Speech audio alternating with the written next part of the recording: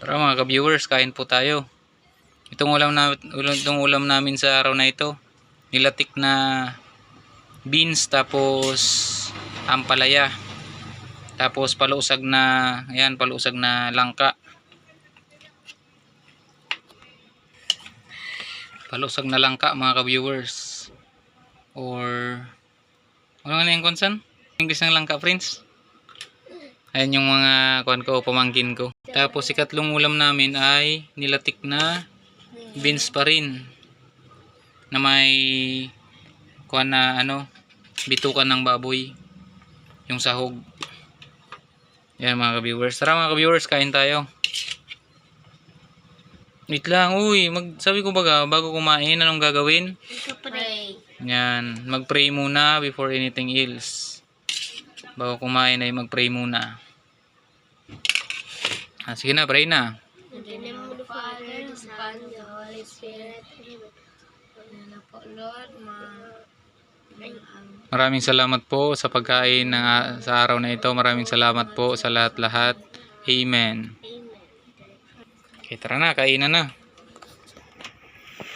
Sa dahon na lang kami mga ka-viewers magkain kasi mas masarap kumain sa dahon. Tapos nag-i-enjoy itong mga bata pag kumakain kami sa dahon. Parang sabi nila daw, yung budol fight daw. Mga ka-viewers, latik na sitaw tapos palusag na langka. Ay, hindi man pala yung sitaw, ampalaya, na may ang titibay niyan mga ka-viewers kasi kumakain ng gulay tapos ng maanghang. Kumakain sila ng maanghang na gulay mga ka-viewers. At dito naman ako mga ka-viewers, ako ang cameraman.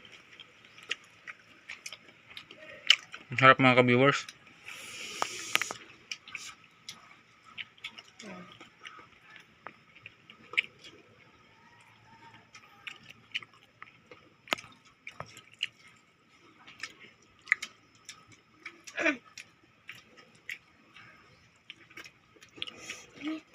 Kaya sa mga bata dyan, dapat kumain din kayo ng gulay, masustansyang gulay, para lumakas kayo at para malayo kayo sa sakit.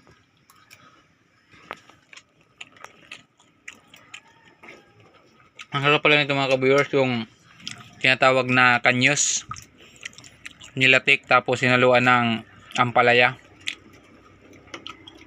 or bitter melon, tapos ginataan yung nagmamantikang gata.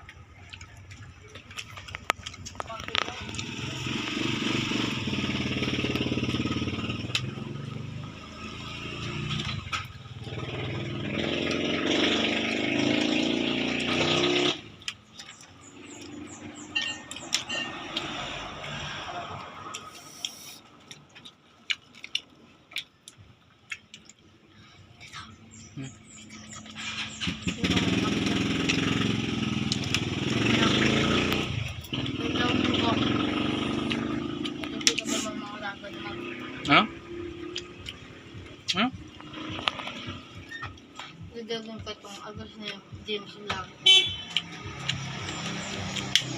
Ako na manghang karang friends.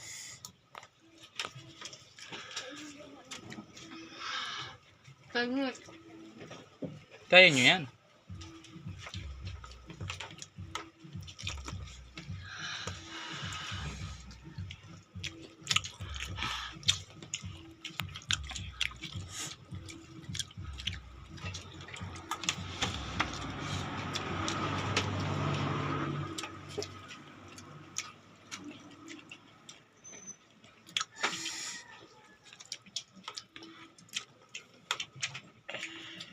Mga ka-viewers, gusto kasi nitong mga pamangkin ko mga ka-viewers, kain daw kami sa daon ng saging kasi hindi ko lang alam kung bakit nasasarapan silang kumain kahit gulay lang ang ulam. Damadami kinakain nila pag sa daon ng saging kami kumakain. Na-enjoy sila. Nga pala ito gusto nyo magkaon sa doon batag. Sinasabay-sabay kumakain. Gusto nyo pala sabay-sabay kumain. Opo. Maanghang lang mga ka-viewers ulam namin. Pero kanto laban na laban tong dalawang pamangkin ko mga ka-viewers. Oh.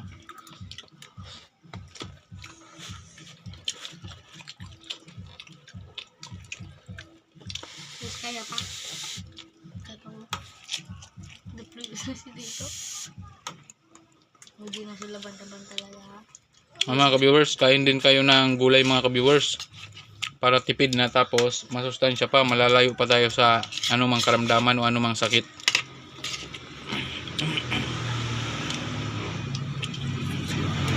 Kaya galiin natin kumain ng gulay mga ka-viewers. Lalo ng ganitong masustansyang gulay oh. Ang gulay na ampalaya.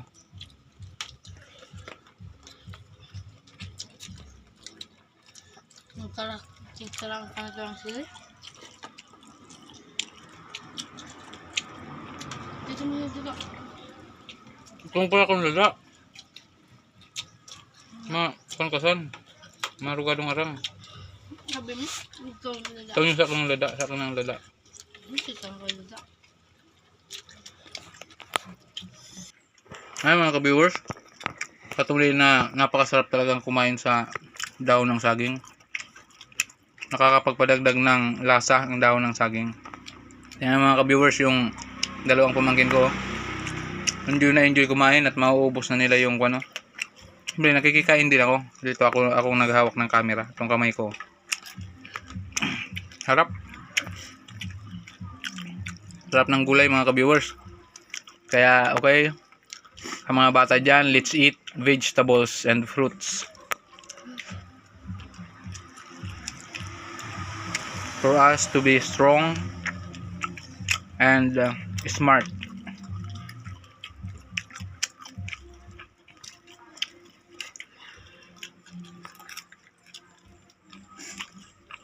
Yung ulam mga ka-viewers, di namin naubos. Ayan o. Mamaya, ulamin namin yan mamayang Gabi. mamayang gabi.